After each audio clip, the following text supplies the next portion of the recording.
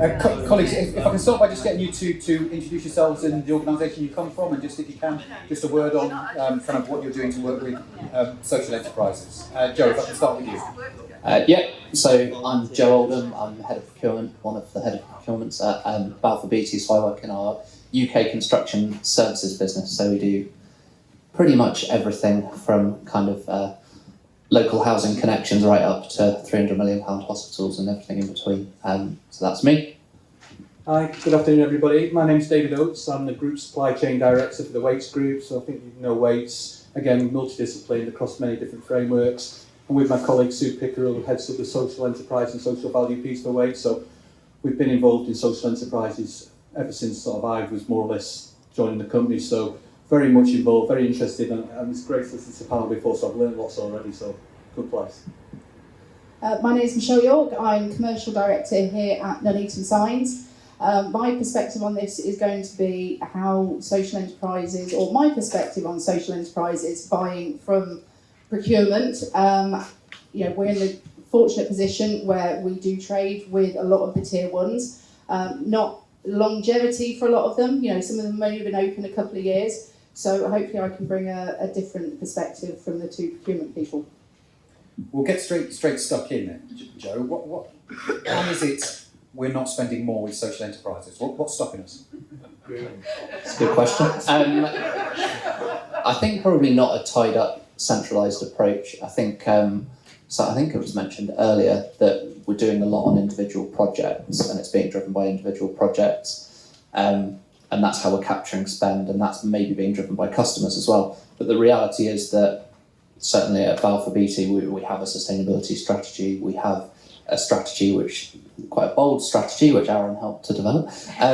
But it does set out that we want to have huge social impact over the next kind of 5 to 10 years. The reality is the detail behind that, where social enterprise fit in. There's not a bullet point somewhere that says, this is what we want to do, this is how you go out and do it. And it's pretty easy to write bullet points, so I guess the answer is, we'll do it. And I'm definitely, Michelle's obviously going to have a perspective, but I'm going to come to the audience as well at some point, probably sooner rather than later, to kind of understand, what are the barriers that you face in trying to engage with some of these massive monster corporate machines? David, why are we spending more with social enterprises? What's holding you back? I think historically, being really honest with you, there's a bit between risk on social enterprises and actually knowing where the social enterprises are and which ones actually figure in our sort of procurement strategy for the construction industry.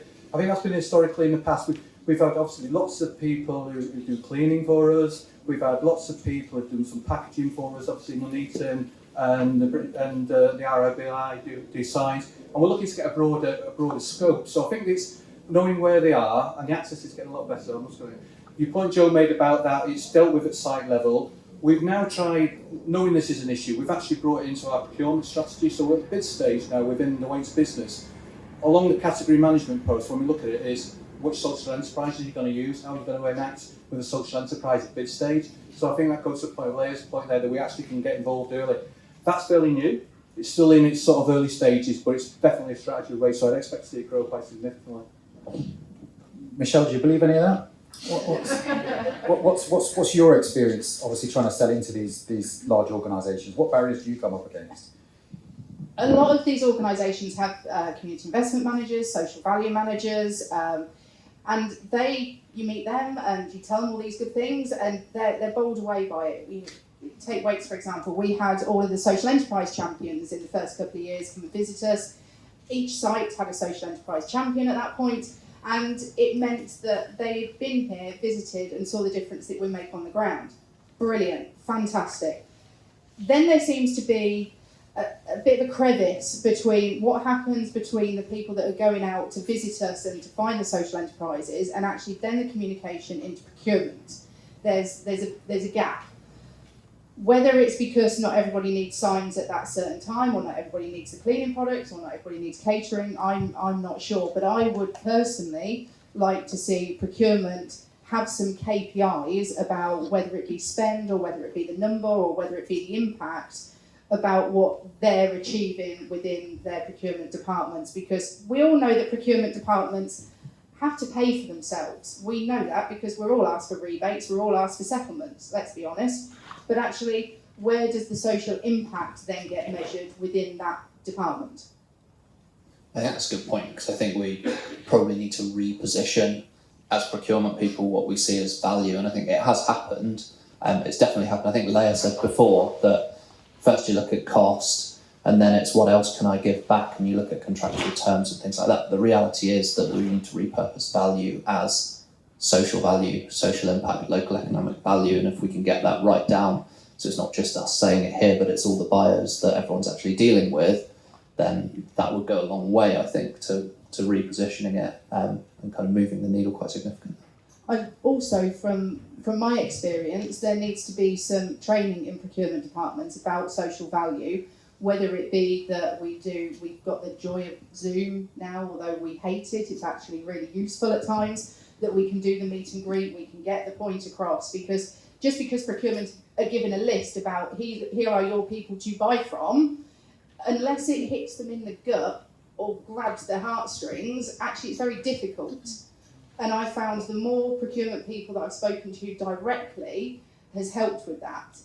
And I've had the capacity to be able to do that, but knowing that the majority of social enterprises are smaller, I don't think they always have the capacity to do that. So I still think there's a big training part that needs to be done at the tier ones on procurement side about social impact, not just the social and local economic value, because personally for me, I see them as two very different things. I wonder if there's anything kind of on behalf of, from a social enterprise perspective, is there anything that social enterprises do you think could be doing differently? I hear all the time this thing around, we need a regional or national supply, and most often or more often than not, social enterprises are smaller, operating in a smaller geography. Should social enterprises be collaborating, forming networks of their own in order to, or is that kind of, Michelle, is that counter to the culture? David, what's your take? What could social enterprises be doing differently? I think your point about networking together and creating sort of a chain there. I mean, main contractors will always say I want a national approach. It's just one of those things when you're a £2 billion contractor, you think, get efficiencies by the national. It's not always right. So I think with social enterprise, we don't have to have a national approach because we look at it from a regional basis. So we can manage that through our procurement strategies. There's no problem on that at all. I think more, what would I say? I think, Michelle, education to procurement people is absolutely spot on. I think you've got to get to the point where you look at a lot of, and Joe's company might have the same, you have a central procurement team and do a lot of framework agreements on sort of the products and services that you provide. They're the people you've got to influence. And then your measures are actually blended into the quality ratio on the selection at that stage. And then you can sort of really guide them on that, and we can get that in. And then once those orders are sort of selected and put forward, then the business will just buy of them. There is no problem there. And I think that's the easiest way to get into and actually get some spend data. But I think, anything that you can do to collaborate and communicate and join networks up and come as a big force, I think that would be good. I think being really clear on your USP, and that your USP is the social value that you deliver, whatever that may be. We spoke about bid candy before. Yes, that is a thing, but it should be bid candy for future projects and demonstrating what you've actually already done in your company. So if we can be really clear about what that USP is, you should operate a business that delivers a great product and great service, but you do have a USP, so make sure that it's used. And I think just the piece on the national bit, I wouldn't be surprised if we started to see that change a little bit. I think the government are really pushing a decentralised, I don't know if they are still now in the last few weeks with all changes, but they were pushing a decentralised approach with more legislative ability being utilised by mayors, so a more mayoral approach to driving local economic value. And we see that reflected in what our customers are asking for as well. So we're on the SCAPE framework, just been announced recently. It's a big deal to us, and it's a big deal to the local authorities to drive social value through that. So actually we're probably at the forefront there in what we're doing. And then you look at some of the other major projects like HS2, we get pushed to do this, and I think where we're pushed to do it, we do a great job, and the more we're pushed to do it, the more we'll start to get everyone involved. I want to come back to this point around USPs and buying criteria. But Michelle, before I do, just what's your take on what social enterprises can do differently? Events like today, without blowing our own trumpet for what we've organised. We've all been to Meet the Bar events. We've all been to the networking, but actually we've never had a room full of social enterprises for contractors to come and meet, for our supply chain to come and meet. I've not known it been done before, and I have to say I wasn't sure whether it would work, but I think this has got some legs to it. As an industry, SEs, yes, we do need to collaborate more, without a doubt.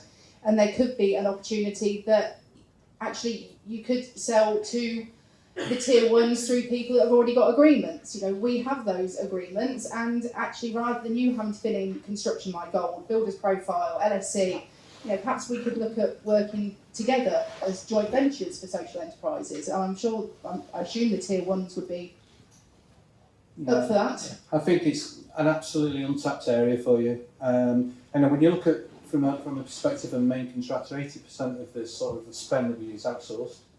So then we're looking at our direct spend and we take our overheads and prelims off them, and it's not huge. You think it is, it's not huge, but 80% is untapped.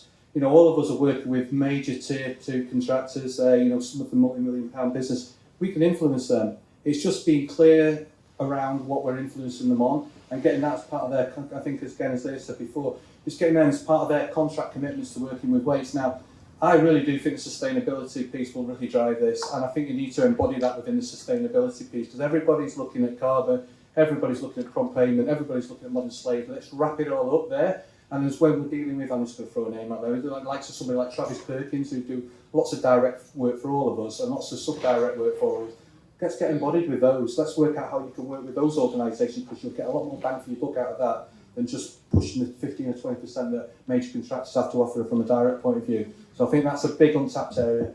I would like to see the tier ones hold accountable the tier 2s, the tier 3s, because whilst they are asking them to work with social enterprises, produce social value, I don't know how much it's being audited, how much it's being chased through, and actually how much is being, you really need to do this, guys. I think there's a real big part of the waste business. We looked at our residential business, we hold them to account on a contract.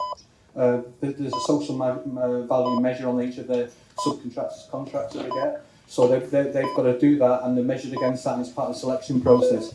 Sue's doing a cracking job of bringing it into the rest of the business, how we can work with our construction business to sort of hold our tier ones, our subcontractors accountable for doing some more work in that field. There's an appetite for it. I think we've just got to sort of get it smart and make it doable. There's lots of things going on in our industry at the moment, and you've just got to boil this down to some steps and put a programme and a timeline against it. You're not going to sort it all out in the next 2 to 3 months, but if we just put a programme in place of what it could look like.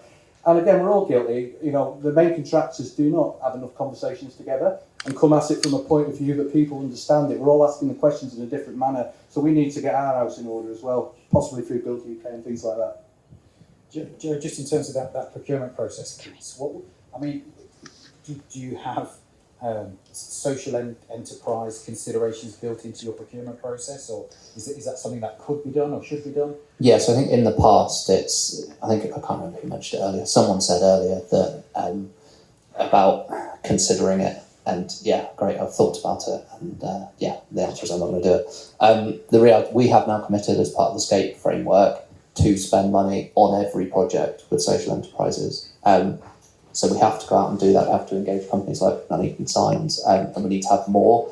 And I think probably just saying we're going to hold our tier 2, tier 3 to account is not really enough, because we could say, tell us the spend that you're going to put through social enterprises, and we all know that there are companies out there that will claim to be a social enterprise because they give X% of their profit to charity or whatever.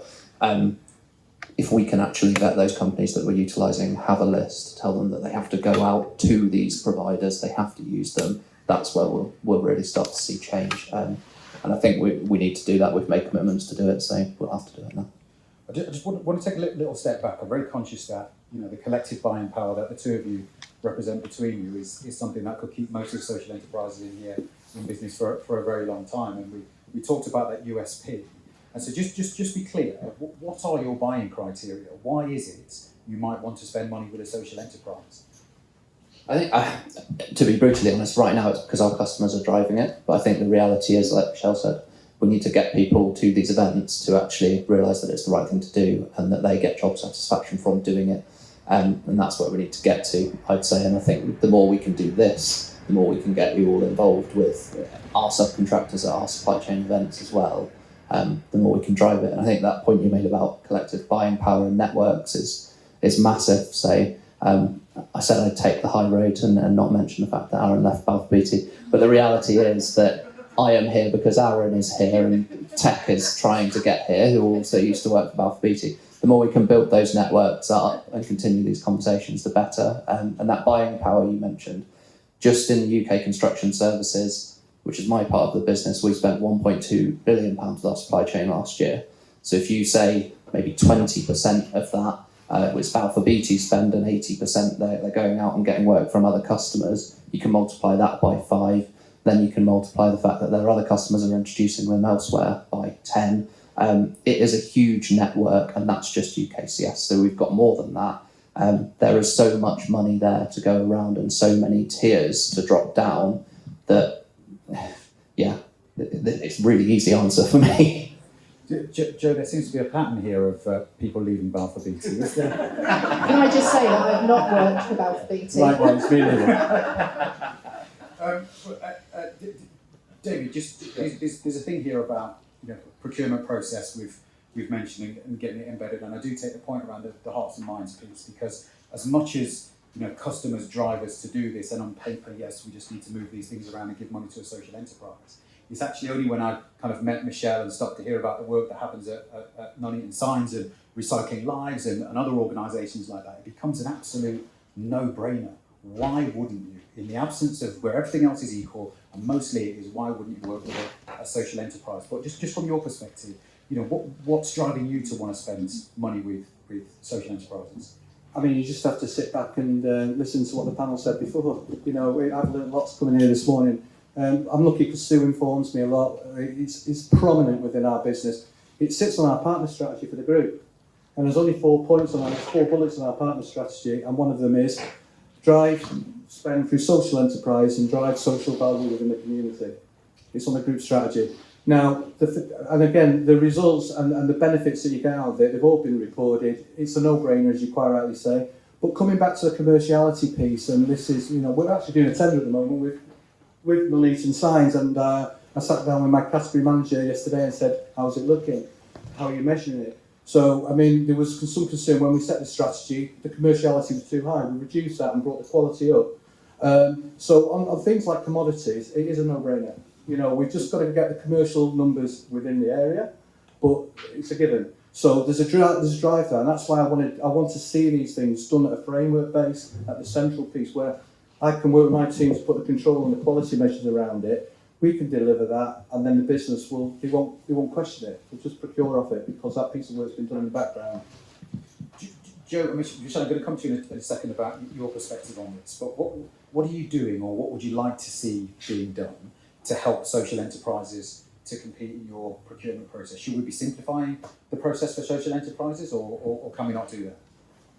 Yes, I think we can do that, but really it's about supporting through that process. So if we reduce our requirements to allow social enterprises, does that help them to win work with everyone else who hasn't done it? No. If we can actually work with social enterprises to get them completely up to speed with what they need to do, what they have to have in place, then the benefit's magnified, isn't it? And I think I was speaking to someone outside who said, I think they were talking about a Oates programme to support social enterises, and yeah, it sounds like a great. I'd like to know more about that. I mean, that's the mentoring programme that's in place. I mean, you look at our business, we've got 4,000 people, and you see some of the younger people here today, and I see a shift change, and I think it's been brought about by the young people who come into the business. They don't accept the old ways of doing work, and I love it. My daughter's a young person, she goes to businesses, she asks me questions every day, and I go, really? And I've got a commercial head on, she spins it around me. You know what, you're absolutely spot on, why didn't I think of that? And they're all educating us, and people won't put up with that anymore, and it's about the whole change in concept. And I think it's a great thing for the social enterprise and social value that we're in that space now. So we've got 4,000 people working in our business. Everybody's got something to offer. Let's share our knowledge, and we should be inviting people in. In certain instances, historically, probably the view is that our social enterprise is financially savvy. Have they got a commercial nous about them when they come into? Well, that doesn't really matter. We can sit down and work with them on that. They've got an offer in there that absolutely supports our business, supports our community. Why wouldn't we support you in terms of commerciality and financial advice? I agree with all of that, although I do need to take exception with one thing that you've said is your definition of a young person. As far as I'm concerned, it's anybody under 50 qualifies as a young person. I think we can all agree. Michelle, what's your take? What would you like to see happen in terms of the procurement process? Do you need simplification? Do you need support? What is it you need? Before I answer that, can I just ask our team as to whether these banners are actually secured anywhere, because they are starting to blow a little bit. And if somebody could have a look at that at some point. Oh, fab, excellent. Do I think it needs to be simplified? No. I mean, I'm going back on to, obviously, I'm echoing a bit of what Peter said about, do we want special treatment? Do we need tax breaks? Actually, no, we don't want special treatment. The special treatment is it's the doors that get open to us, being a social enterprise, which is great because it opens those doors and gives us a chance to pitch to organisations. But actually, then we want to be commercially viable. We want to be treated as equals. We just want to be given the opportunity that we can get in front of yourselves. Do we need it simplified? No, because it takes away the commercial viability, in my opinion. I think to me, it's more about what would I like to see in procurement? I would like to see social value, or social impact, social justice, whichever terminology you want to use, in every single purchasing piece. I think there should be weighting behind it, because it isn't just social enterprises that are doing business for good reasons. Every organisation can, and it's for the benefit of all of us, whether it be social, economic, no matter what the reasons are. I would just like to see the weighting in there. We've had a lot of discussion this morning and in this group here about this whole issue of partnerships and longer term partnerships and greater visibility, and also supporting social enterprises to be ready to be in a position to compete and to deliver. I know this isn't all on kind of the corporates who are buying, but what is it you think we can do to develop more of those longer term partnerships, and who do you think needs to be involved in doing that? What are the ingredients to a successful long term partnership with social enterprises? I think it's probably a multifaceted approach, to be honest. We've spoken about hearts and minds. We've spoken about getting USPs, all of those kind of things. I think we need to do that. I think everyone that works for a social enterprise would probably say, "Why do you do it?" It's the hearts and minds piece, isn't it? And I think even us, from a health and safety perspective, how do we get our stats to be so good? It's a hearts and minds piece, and I think we need to do that. We need to sell the USPs. We need to get it out there within the contractors, because to be blunt, it's not just procurement that buy things in organisations. Everyone's got relationships. We've got operational staff on site. We've got commercial staff. There are thousands of people. I think the more that we can get the message out there, the more that we can influence it. And the weighting piece, yes, if the right person is doing a procurement exercise, there will be strict weighting and it will be adhered to.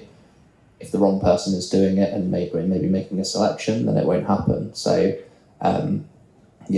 something that we need to do better there, both in the weighting side, but also I think in the hearts and minds side, to be honest. David, longer term partnerships, something you've had success with, or? I love it. I mean, I don't think there's anything better than having I hate scattergun in the market. I don't see any value in that at all. And we have a sort of philosophy in our business. We've got lots and lots of long-term partnerships in our business. And, there's change happens, but go back to your partners and see if you can make that change happen with your partners. That doesn't mean there isn't room for new people coming in, new businesses. We've got 5 or 6 different sort of businesses where there's always capacity, and we're a growing business. But, you get the best out of long-term partnerships. It's right. You become business to business involved. You're looking at capability, capacity. You're looking at how you can grow each other's individual businesses to support each other. mentoring, as we talked about. All other aspects only come from if you invest in that partnership and you actually put somebody on that partnership to manage it. The problem comes is you just treat it as a sort of transactional relationship and you don't keep close to it. You've got to, and it's effort. You will have discussions and you will have, not falling outs, but you have disagreements along the way. But ultimately, I'm all for long-term partnerships. I'm going to come to the audience in a second. I'm keen to kind of get a perspective, particularly from the social enterprises in the audience, about your experience of trying to sell into large organisations' procurement process. Before I do that, Michelle, what does good look like in terms of this type of partnership? Where is it working well for you? Obviously, your relationship with Morgan Sindall probably represents the gold standard for longer term partnerships. But apart from that, what does good look like? When we look at our long-term relationships, we've got some people that we've traded for 20 years. We've got some that we've traded for 2 months. It's what good looks like is when they care and when they're genuinely invested. I mean, being part of the journey is amazing, especially when you look at, say, the supported intern programme that we ran, and some of our customers met these supported interns within the first couple of weeks of them working here. They then come back a year later and see fully functioning, working young adults that are articulate, that are polite, that are delight to have around. You see the journey that people have been on. You see the journey that as a company we have been on. If I pick the Oates, the Balfours, the Morgan Sindalls of this world, you've worked with us when we were 2 million turnover. We were a gnat's whisker short of 5 when we closed out last year, and that's due to yourselves. We wouldn't be growing and developing and going from 52 members of staff pre-pandemic to 75 members of staff sat here today, going from 54% having disabilities to over 70% having disabilities. The only reason we have achieved that is because of you, and that's what good looks like. Thank you. I think that certainly does deserve a round of applause. I'm kind of taken aback by that. I'm going to come to the audience now. You've got these buyers sat here. There's an opportunity to ask them anything, literally anything. Question, stock choice, whatever it is. Hopefully not. But we've got a question at the back there. But it's just what's your perspective of engaging in procurement process and anything else you'd like to ask the procurement guys that are here? Sorry, colleague at the back. Thank you very much. My name is Joe Edwards. I'm managing partner of Good Karma Media, and we are a data-driven PR and marketing company registered as a social enterprise. This is a challenge to a degree, but it's also just to give the perspective. When we started just before 2019, we were founded. Timing wasn't great, the pandemic hit. But I've been in the space for a good 10, 12 years, and we have commercial backgrounds prior to that. So we answer a lot of those questions. When we kicked off, we were fortunate. Amy found us, as an example, and we had a wonderful 18-month contract working with them on research and communications around a regional bid. We spent about 1.5 years talking to many of the BSCC organisations, so in your sector, Zurich, etc. My question is this. Whilst the mandate certainly exists to drive procurement to look at social enterprises, what's the challenge of getting other divisions and other teams and other budget streams, marketing and PR, for example? It's a more considered purchase, and we have found a lot of challenge in getting those, getting PR and marketing experts within your organisations to sort of open their minds, because is the mandate as strong there? Is there as much interest in reality? And I think it's just asking that question, and if there is a challenge there, what's the way to find that solution in terms of proliferating that mandate across the entire organisations and all vertical budgets? Right, that's a really good question.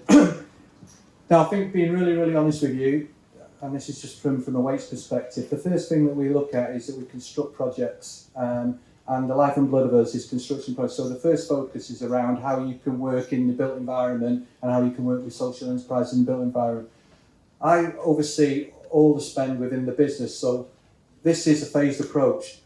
I think we're getting to a place now where we're good within the built environment. The second phase is let's look at our legal spend, let's look at our HR spend, let's look at our media spend, and how can we take the learnings that we've had within the construction division, the testing of it, how we've modelled it, take it across, and actually that becomes part of that procurement strategy within the individual services within our business. They're generally, the procurement is generally undertaken by different types of people outside of the procurement structure within the Oates business, but it still comes under the procurement spend. So it's a good point, but I would say that was like phase 2 for us. We're not quite there. I know Sue's had some success working with some of the individual businesses on sort of like catering and media and things like that. So, but it's been small, and I think it really needs to become part of their drivers for their business approach within the rest of the business. Yeah, I think, agree with what you said, that it needs to come out of the delivery and into the corporate environment. But the reality is that our sustainability strategy, it's got 3 strands to it. It's reduce carbon, reduce waste, and impact, socially impact. How many million people, Aaron? Or are you not allowed to say anymore? No idea. Andrea, how many million people is it? Yeah, there you go. So that is the 3-stranded strategy, which is across our whole business. That's not a procurement strategy. Everyone is obligated to deliver against that. So I think looking at those corporate professional services spend areas is one that we need to do, and we need to spread the word as well. I'm not going to say hearts and minds again, but the reality is that I think people don't quite understand social enterprises, and they think that maybe it's a source of labour provision and things like that. Any company can be a social enterprise, so we need to address that, I think, as well. It's tricky, isn't it? Because for organisations as large as your own, there is no one single person who is responsible for buying anything. The amount of people that come to me and say, I supply Balfour Beatty, or I supply Morganson, or I supply. Usually, you find they supply an element of the business, and finding a way through is spectacularly difficult. Also, I used to have procurement in my job title. And what I found out from LinkedIn, what that means is you get hundreds of messages every day from people saying, procurement, will you buy, will you buy, will you buy? So my question is, how do you find your way through as a social enterprise to the right decision maker? And how do you stand out against all that noise of people bombarding you with messages to kind of tick or emphasise that we meet this very particular buying criteria that you've articulated? How do we find a way through, and how do we stand out from the crowd?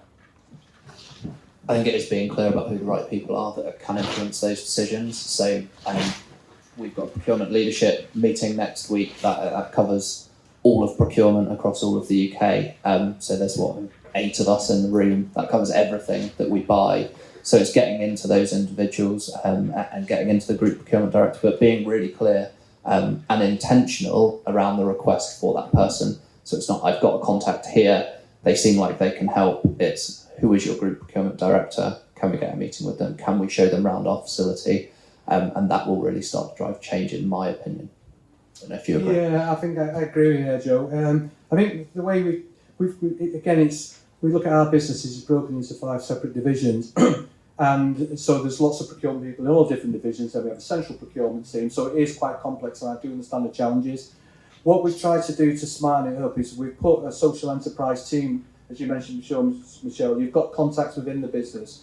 We've put it in the procurement strategy, so the pre-construction people are looking at it. It's a question that's raised in the procurement strategy.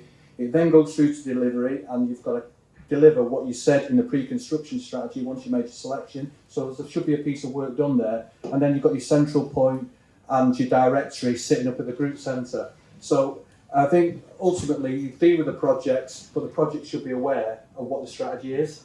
And if there's any challenges around that, we've got Sue. So we've got Sue as a contact. You can come speak to me and we'll open doors. But it is a challenge. I do accept that. I acknowledge something Michelle said earlier on, that kind of, the importance of days like today as well, because I suppose you can't beat good old-fashioned relationship. And, I know, Michelle in particular is very good at kind of being in the same places and spaces as the buyers are, and having conversations and being visible.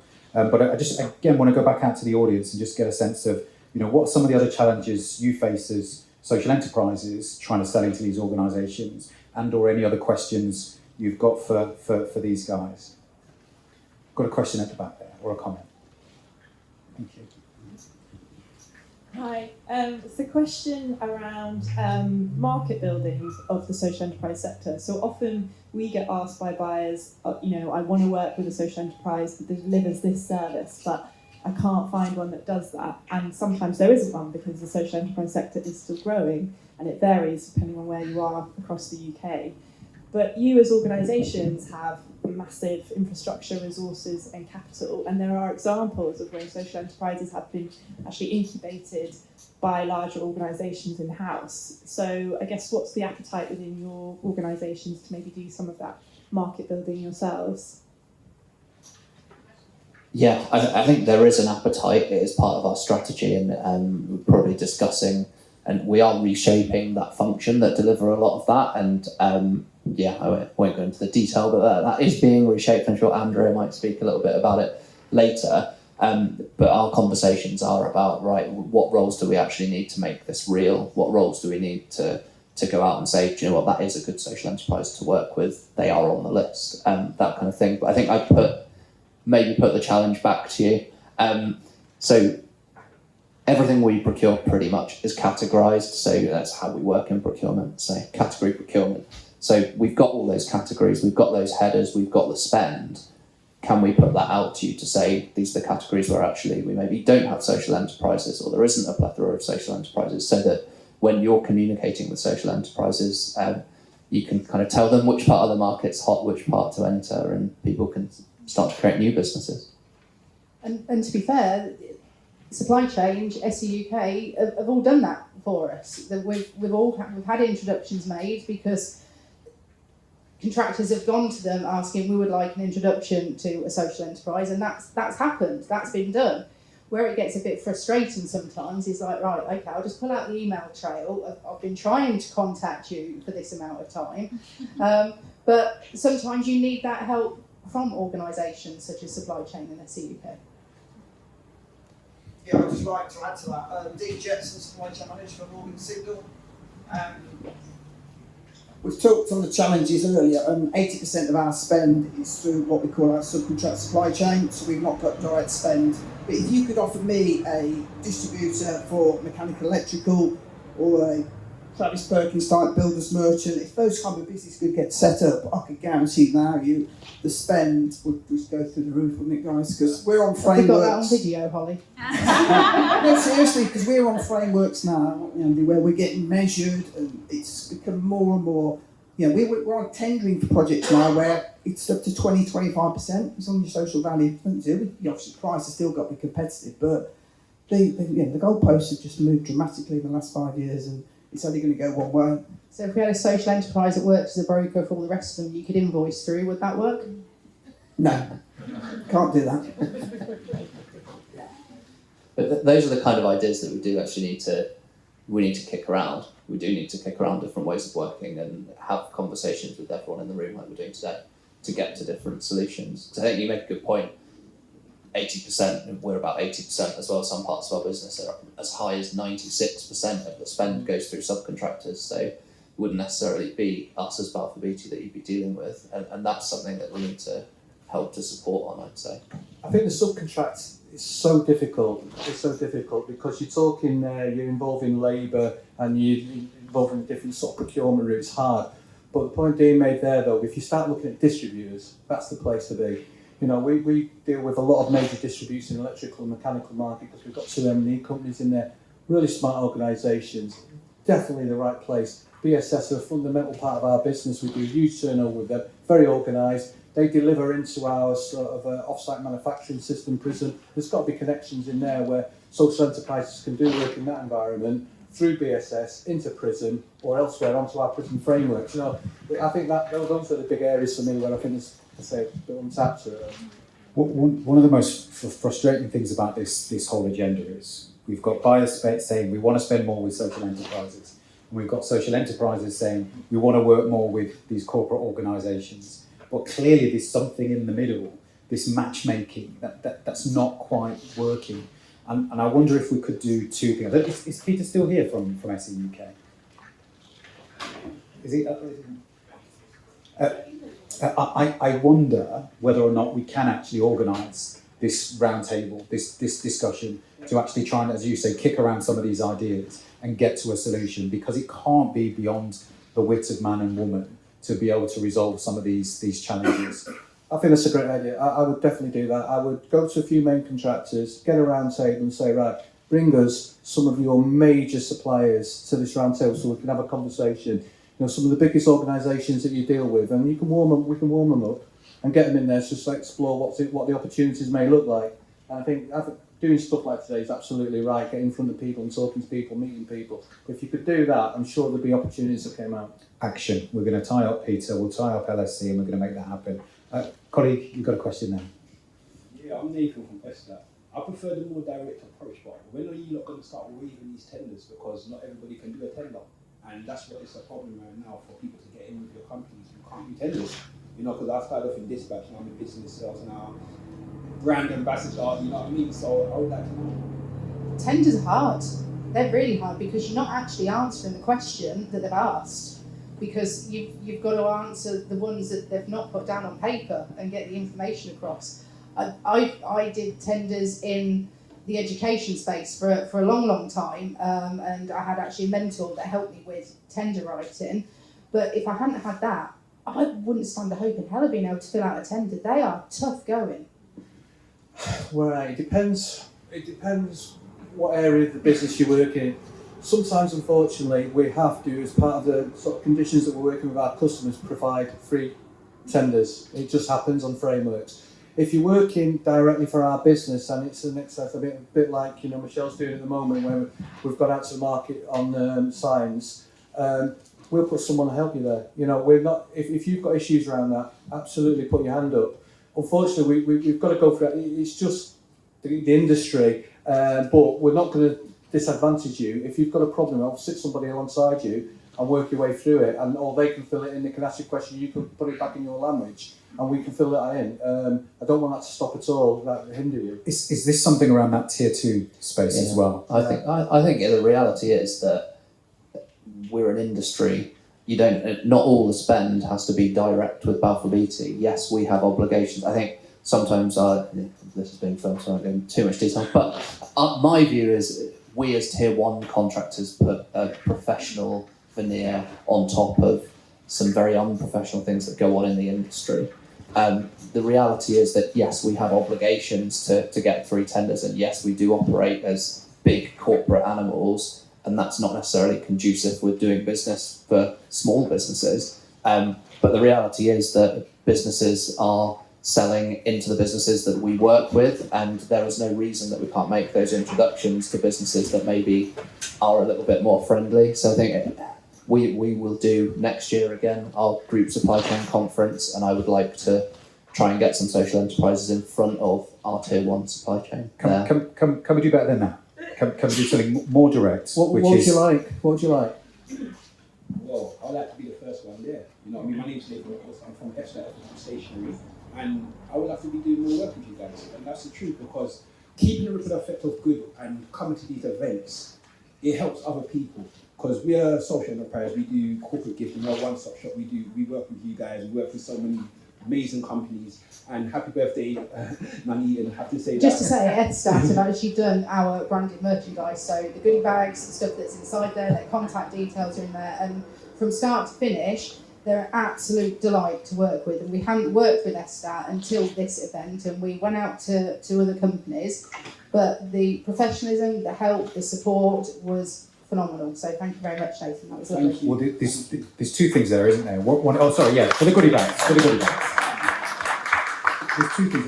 One is, can we get this man introduced to Lyrico and get him plugged in as a tier 2 supplier? The second is, a lot of the kind of contents of that goodie bag, this is marketing spend. Yeah. And some of that we do P-card spend. That does happen. And so what I'm committing to you, on behalf of the two gentlemen on the panel, and coffee. If you've had coffee here today, it's Edstat coffee, by the way. So we haven't even launched yet, and we sold 44,000 this year. Wow. So they're both going to catch you after this, tell you how to plug into their tier 2 and how to sell the contents of, because it's marketing spend, and so we can make that happen. Thank you so much. No worries. It's done.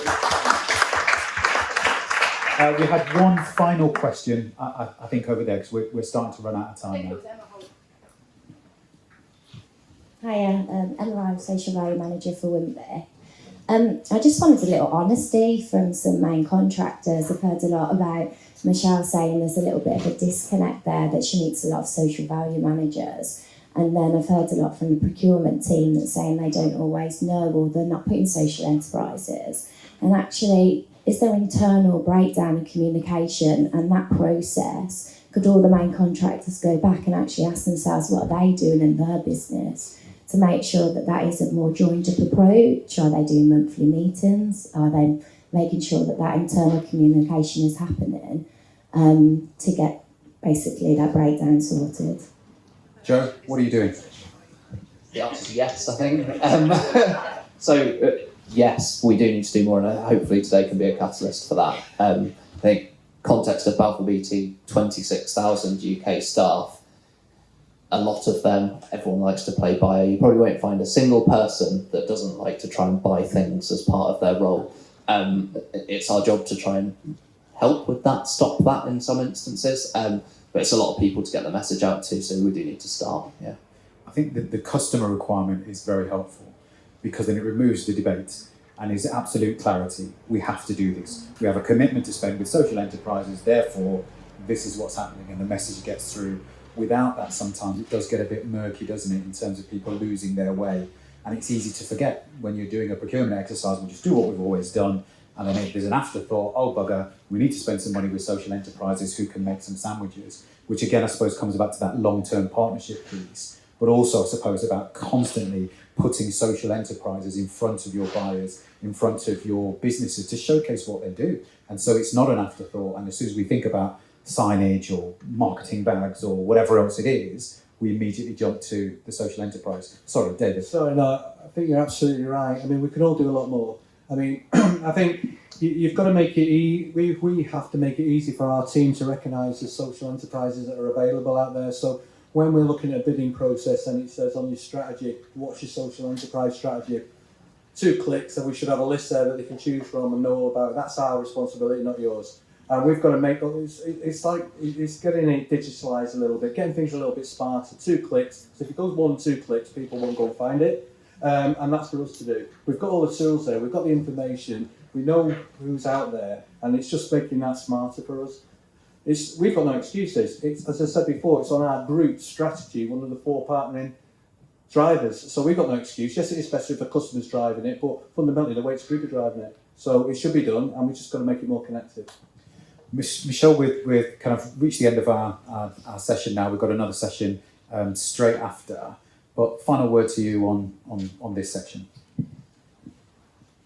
I think, Emma, that was a fantastic question. We all know there is a disconnect, but I'm also going to echo what Joe said, that perhaps today's a catalyst. When before have we had the head of procurement from Waits and from Balfour's and head of sustainability, director of sustainability from Morgan Sindall and other people that are in the room? We haven't had that before at a social impact event. So let's hope today is the start of bridging that disconnect. And I'll echo Peter's words from earlier, we can hope. And social enterprises in the room, do not let these men leave without making an absolute commitment to you and the products and services that you provide. I will go and stand on the exit door to make sure they haven't left. But please give... Scale. Scale. Round of applause for our panel, please. Thank you. Yeah.